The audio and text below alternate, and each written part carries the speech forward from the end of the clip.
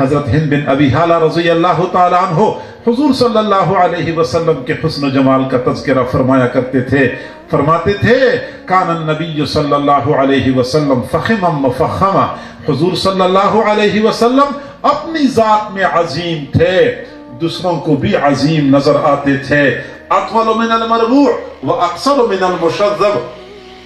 درمیانہ قد سے آپ کا قد قدر بلند تھا، لیکن زیادہ بلند قد بھی نہیں تھا کہ بے ڈھنگا لگے، زیادہ بلند قد سے آپ کا قد قدر چھوٹا تھا، عظیم الحامت، سر مبارک اعتدال کے ساتھ بڑا تھا، ذہانت اور قابلیت کی دلیل ہے، رجل الشعر، بال مبارک بالکل سیدھے نہیں تھے، بالکل لپٹے ہوئے گنگریالے بھی نہیں تھے، بلکہ قدر خمدار بال تھے، واسع الجبین، پیشانی مبارک کشادہ تھی، یہ نجابت اور شرافت کی دلیل ہے، ازج الحواجب، آپ کی بویں باریک اور خمدار تھیں، احدب الاشفار، پلک مبارک لمبی اور دراز تھیں، اکحل العینین، آنکھیں مبارک قدرتی طور پہ سرما آلود تھیں، اقنل العرنین، ناک کا بانسا لمبا اور بلند تھا، اتنی بلند ناک تھی کہ انما یعلوہ النور، یوں محسوس ہوتا تھا جیسے نور پھوٹ رہا ہو، سہل الخدین، رخسار مبارک اندر کو دھنسے ہوئے نہیں تھے،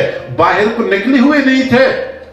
بالکل نرم اور ہموار رخسار تھے، ذلیع الفم میں منہ مبارک اعتدال کے ساتھ کشادہ تھا، فصاحت اور بلاغت کی دلیل ہے، مفلج الاسنان، دندان مبارک کے درمیان قدر خلا تھا، بات کرتے تھے نور پھوٹتا ہوا محسوس ہوتا تھا، کث اللحیت، داڑھی مبارک گھنی تھی، یملأ صدرہ، سینے مبارک کو ڈھانپے رکھتی تھی، عنقہ کأنہ جید دمیۃ،